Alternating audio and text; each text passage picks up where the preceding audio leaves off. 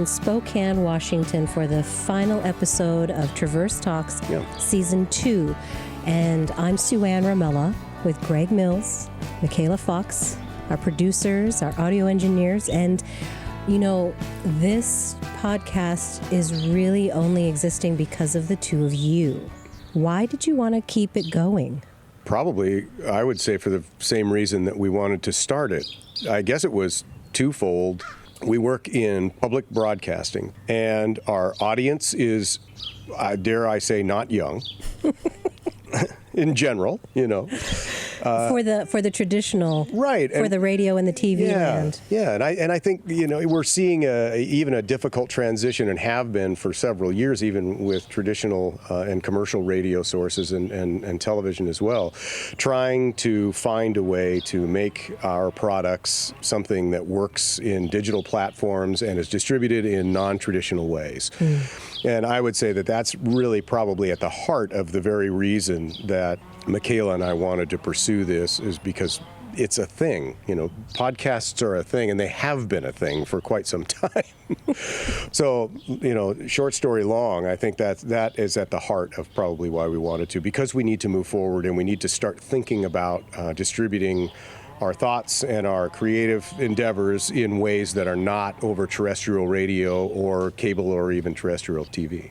And we'll get into it, I'm sure, a lot more as we go, but I certainly have been, in the last 2 seasons, very pleasantly surprised at what started out as a very simple idea, because we work at Washington State University's campus, and so we were very close to a lot of different writers and that were coming in. Visiting writers. Yeah, and authors. Yeah. And then you came in and you're like, look. Let's just do this. Look who's visiting. Mm-hmm. Yeah, my thought was, why would they say no, right, to an NPR station? The reputation is enough to get them in the door. Yeah, even if they did say no, that's the worst thing that could happen. Yeah. So that was kind of our thought, was like, why would they say no? And then even if they did say no, the worst thing that they said was no. Mm-hmm. And you just go, great, then we'll find the next person, and they hopefully will say yes. Then we got them through the door, and they made me cry. Almost immediately. It seems. I say that, well, look, you can't see this, dear listener, but they brought a box of tissue for me for this finale episode, just in case I teared up. I'm pretty sure it's the same box of tissues. We wanted to make sure that it was authentic from the studios in Pullman, Washington, that we've done at least your part of the recordings. It is the WSU low bid sandpapery kind. Yeah. I think the crying, though, is because all of our guests, in their various ways, except for maybe a couple of them, have really spoke to very authentic, deep feelings about life, which is why I think this podcast is so good.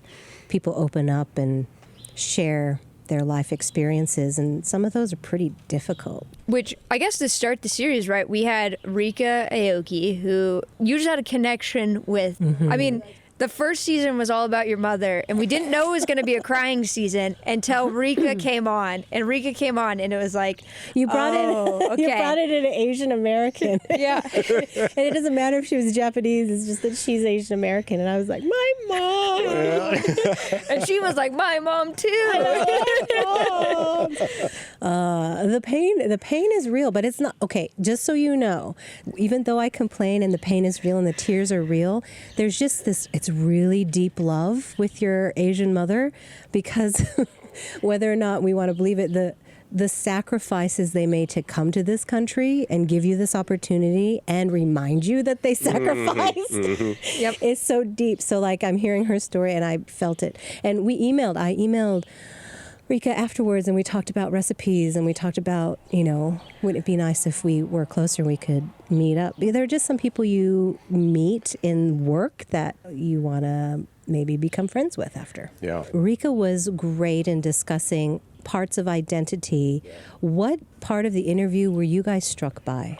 Well, you know, we listened to an interview that she had with WSU a couple weeks before we even interviewed her.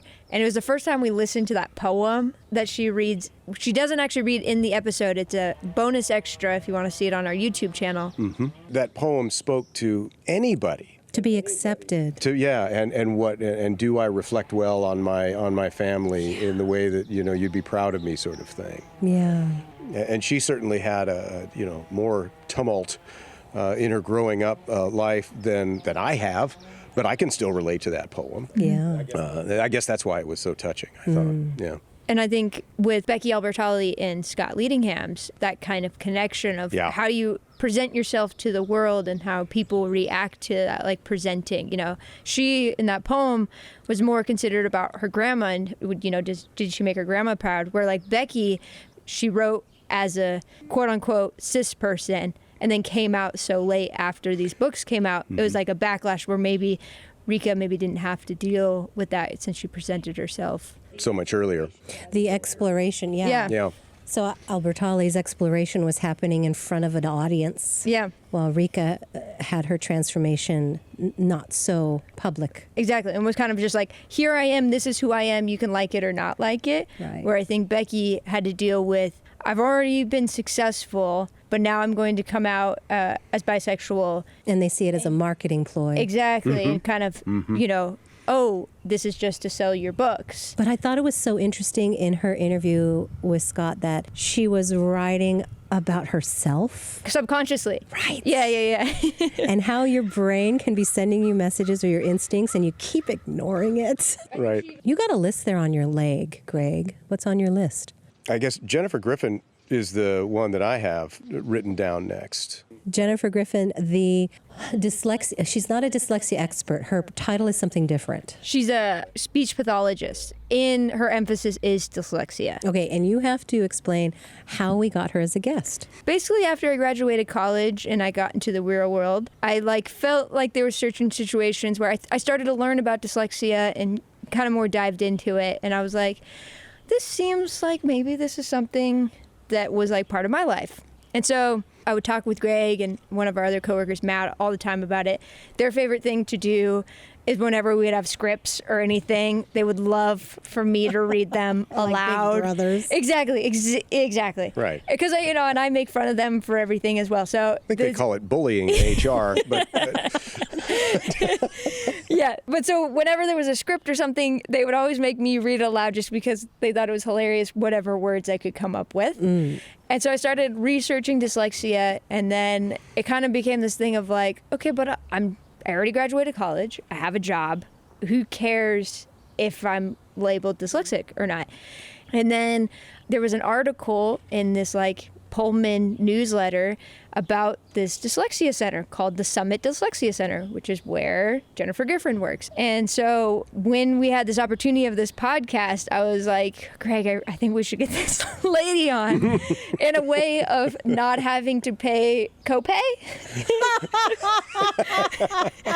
If we get this lady in, then, I might kind of know. Is that why you're okay? So just so you know, dear listener, McKayla also comes up with questions. We all do research. Greg and I do research on all the guests, and we compile our questions, and then I put them into my words and stuff. But when I got the questions for Jennifer from McKayla about dyslexia, they were very specific questions. I was like, dang! And then you told me. You told me, you're like, yeah, this is kind of a personal one. And so please ask these questions because I want to know. Exactly. I was like, I know that 6-year-olds aren't listening to our podcast. Right. So this is, might be beneficial for someone who's like, what are the signs I should be looking for? Mm-hmm. So I set up an appointment with Jennifer. And we ended up doing 3 sessions. And then a few weeks after, she called me and was like, so yeah, you fit the profile of someone who does have dyslexia. So it is the sounds, right? Because when she first asked, well, why do you think you have dyslexia? I'm like, sounds don't make sense to me. Just the other day, squish. And I was like, I don't know what combination of letters make up the word squish. Sure. Because in your brain, there's a different way of connecting. Yeah. That is not what the majority has. Yeah, it's so good that she says it's like your brain, right? Which it's not you. It's not you, right? You're not being obnoxious about being like, can you spell that slower for me or whatever? I know the first letter is S, but it's like as if all the letters in the alphabet just jumped into a black hole and we're like, bye. Yeah, the Q and the U jumped off first. Yeah. And so then I have to be like, Alexa, can you spell squish for me? And she's like, yeah. But then she spells it too fast. Oh, and Alexa. I'm like, I only got the S. I'm like, I'm still stuck on the S. And I guess Jennifer said that like some people with dyslexia, it's almost like they have to picture the letter in their brain for them to be like, okay, that's the letter I need to like write down. Which sometimes I feel like, so when I'm like, hey, how do you spell this word? And they just rattle it off. I do get stuck because I'm like, okay, I pictured the first letter you said, but then I was trying to picture what the second letter you said, and now you're already on seventh letter. What I love about this is we are learning that, I mean, I think logically we know not everybody thinks like we do, but it's such a shallow way of saying it. Like literally people have different synapses that do or do not connect, and they literally think differently than you do. Yeah, and like the short-term memory and the long-term memory is that it doesn't stick. So she was like, you're poor in short-term memory and long-term memory. And so it's this idea that I could figure out the word squish, and then the next day I could be writing and it's gone. What does it feel like to have this answer? I think maybe more now I feel validated in the sense that if I read something wrong and someone goes, that's not how that's pronounced, and I go, oh, I have dyslexia, and they go, if someone goes, oh, you're just saying that, and it's like, no, I did the test. It'll take me 10 minutes to read this contract. Oh, if you hand me a piece of paper, I'm not reading it. Oh, yeah, like if there's anytime a direction sheet came around and they're like, read the directions and like pass it along, I'd get it, and I would wait the appropriate amount of time. You act. Imagine how many people have acted all their lives. Sure. Oh, yeah. And that was actually the thing Jennifer talked about is during my test, she's like, okay, so yes, we found out that, you know, you fit all the signs of someone who has dyslexia, but when I made you do things, because a lot of the test was like, we use these words, they're made up words, is what she does, and it's to get you out of this realm of what you memorized. What you've memorized, exactly. Yeah. But when we got into the test where it was real world application, she's like, you got it down. So she's like, whatever tricks and trades you have learned, you've made it in the real world. It's working for you. Exactly. Speaking of making it in the real world, then we had a conversation with a dementia care specialist, Judy Cornish. Yep. And we talked about different levels of losing dementia. I was blown away when she said, if you reach the age of 80, you are definitely going to have some form of dementia in America by the time you die. Yeah, and with our life expectancies increasing, our brains aren't necessarily following suit. And that dementia is not just Alzheimer's. Right. Mm-hmm. That I did not know. And then I really appreciated the way she described 5 ways that you think or your reasoning skills and how you lose maybe 3 of them by the time you get dementia, and what families can do to help save family wealth by caring for their elders at home, because I don't think Americans think they can. Yeah. Right? Like everybody's like, if you get dementia, I'm putting you in a home. Well, I think there are some more traditional families, I guess, that are carrying on longer family traditions that will be more adept at, because they naturally feel like you take care of your elders as they age. But I'd say by and large, the American family is not equipped. No, or they don't even think they can. Right, and part of it's just because they don't have any experience with it. It drops out a generation or 2 ago, and you don't have any experience with it. That's interesting when she said that. Well, even, what was her name? Christine Hemp? Yes, Christine Hemp, where she talks about actually like recognizing the reality that they're in. Bring them back to our reality isn't necessarily healthy. Yeah, and you said in the interview, you know, we tend to want to correct. Yeah. We do. Instead of just join them where they're at and take the stress out of it. Which I think we can apply to other areas of our societal life. Is why do we insist on correcting people when they tell us, I'm really a man in a woman's body, or I have dyslexia. No, you don't. You graduated from college. You're fine. Like, why do we feel like we have to correct people in order to fit what reality we think should be? Or even like Jesse Clyde, right? Where his reality is just like, I'm living life. Even after that interview and he left our studio, we were just like, I could not live that life. But why are we putting our life onto him? He seems so fine with it. Oh, he's so fine. He was a challenging interview for me because he didn't fit. Oh, yeah. Like, I am assuming, and this is so wrong of me to assume, that artists have pain. But Jesse, There's joy. just a happy guy. I know. I mean, you asked one question after another about whether or not he was supported by his family. Did he run into sort of bullying and separation in school? And the answer every single time was no, I was just fully accepted. I just have nothing but great memories of all of it. Thank you very much. Yep. And were you panicking? I was. As you were going through, I mean, because like you've said earlier, me and, Greg will write a list out and you'll write a list out. And I mean, the list usually isn't long because usually people will talk or you'll find something else to say. I mean, you were going through that list pretty quickly. Oh, we burned through that list. And I tried with the yes and no questions and extrapolate with him. But yeah, it was like. And then you turned it on him and said, okay, do you have questions? Because he was so smitten with you the whole interview. He was. I liked him at the end too after I got over myself. Like, he's not answering any of my questions. God damn it. I'm like, wait a minute. Flow with this guy, man. I want what you're on. Exactly. And then you found it. I did.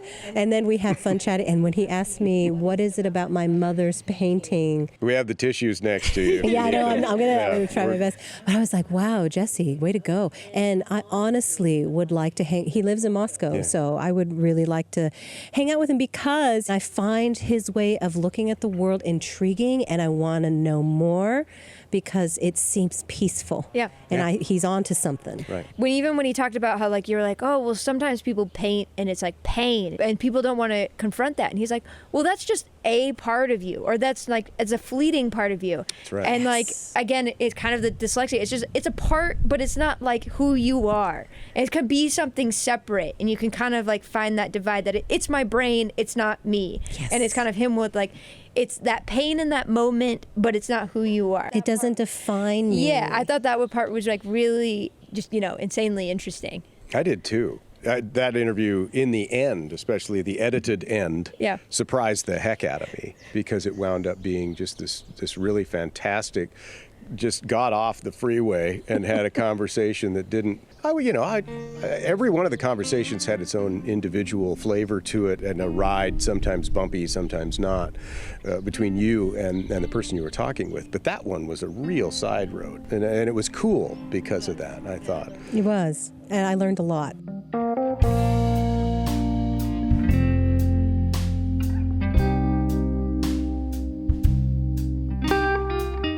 This podcast, like so many programs on NWPB, is brought to you courtesy of donors, people who watch and listen to NWPB for thought-provoking programs like Traverse Talks, people who give what they can to pay for current programs and the technology for future programs. You can join them. Donate any amount that is right for you at nwpb.org. Thank you.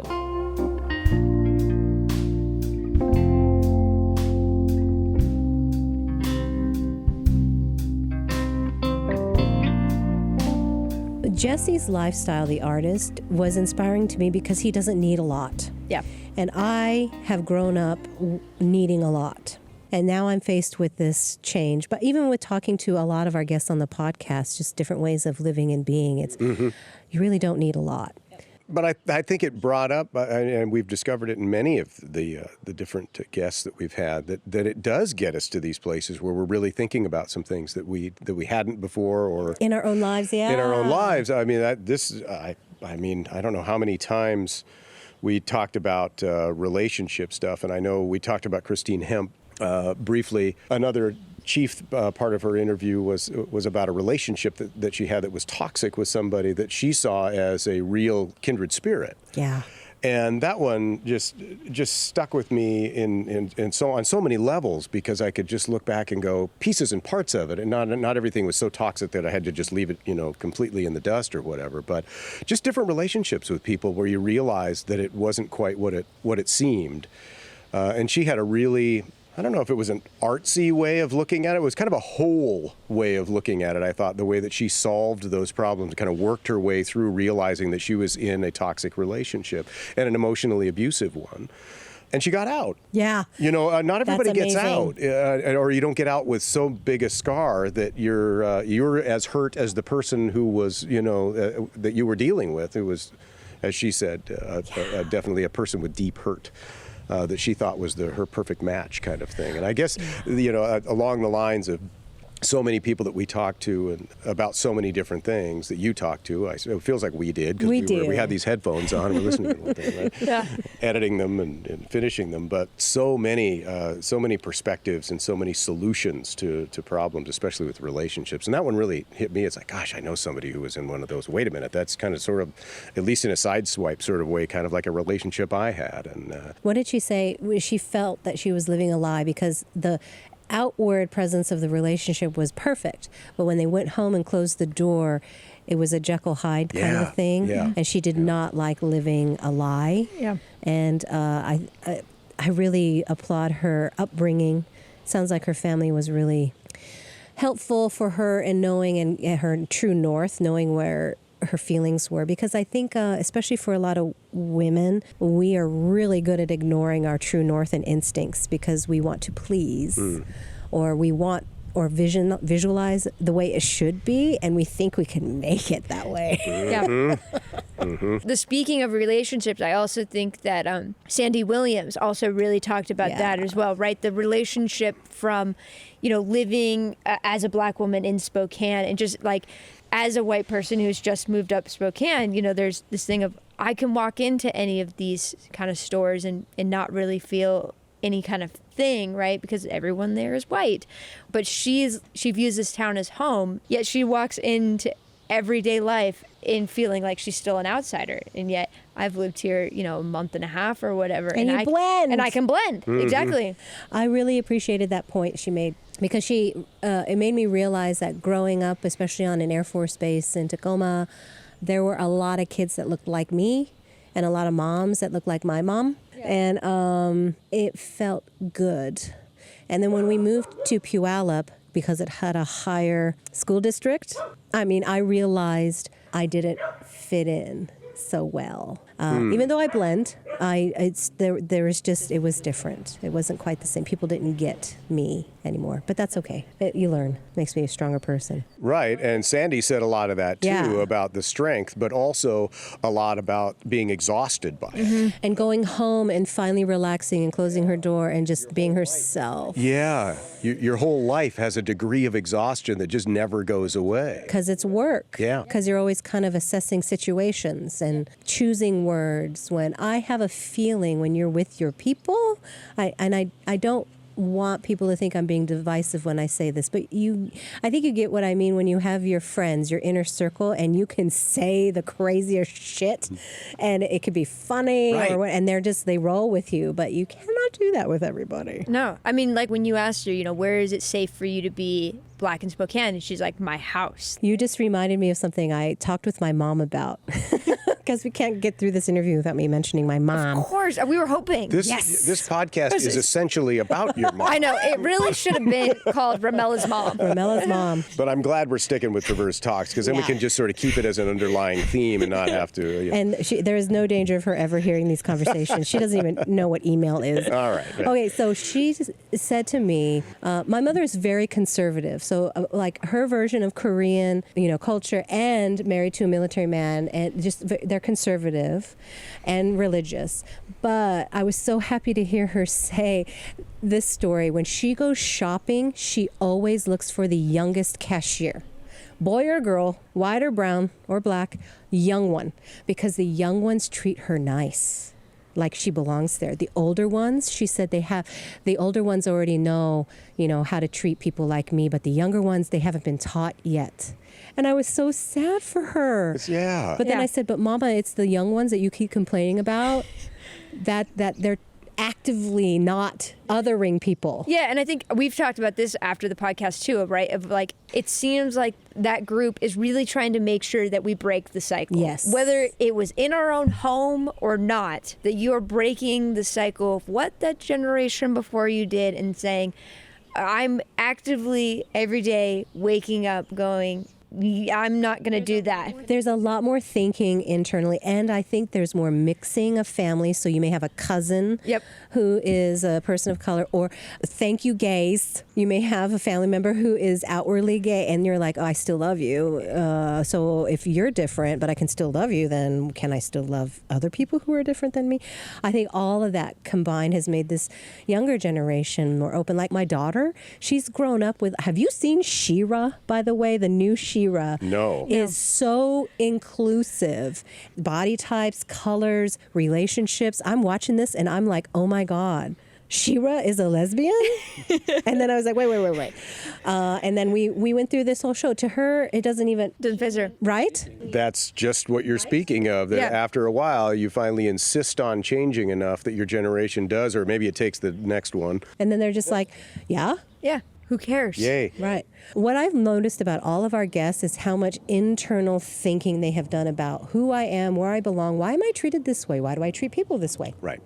And so this internal self-absorbedness is a healthy one compared to the other one, which is you owe me, this is my world, you comply to me. I thought that was made just blisteringly clear when you spoke to Chigozie Obioma, who talked about racism and inclusion and his experiences coming from Nigeria, but being this just way out there award-winning author because of his outside himself sort of thinking and how he applied that to his writing. But his experiences were so personal, so down to earth, so real and raw when he was talking about the racism that he experienced in Turkey, in particular, where he really learned some lessons there, and he had made it clear to you that he had come from a family of means. Yeah. They were able to afford to send him to college, but the people that he was using as parts of his stories were people who weren't so fortunate. Yeah. I always like when I talk to international people, particularly,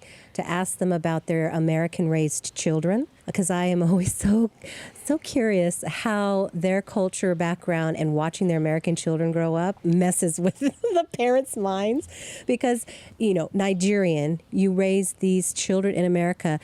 In Nigeria, you were well off, but America is so amazingly wealthy. Yeah, he said that a lot too. Chigozie did. Yeah, which was like, he took it home for me. America has no idea how wealthy it is. Yeah. I like the word he used was comfortable. Very comfortable. And I don't know if I said it with the interview with him, but I was like, man, a part of me really wishes my husband could get a sabbatical in another country just so I could show my kids, this isn't what the world lives like. Right. This is fantasy land in the rest of the world. I just want my kids to have that experience because I think it gets lost as the more comfortable and older the generations get. Perspective is always healthy, I think. So Chigozie, I also really appreciated how he's able to, that he uses he knows so many languages, and so he understands a lot about culture. And his one essay, which I don't know if we talked about, but it was, I wish I could unlearn a language. Yes. Yeah. Because he could hear what people were really saying about him. And that was really sad to me.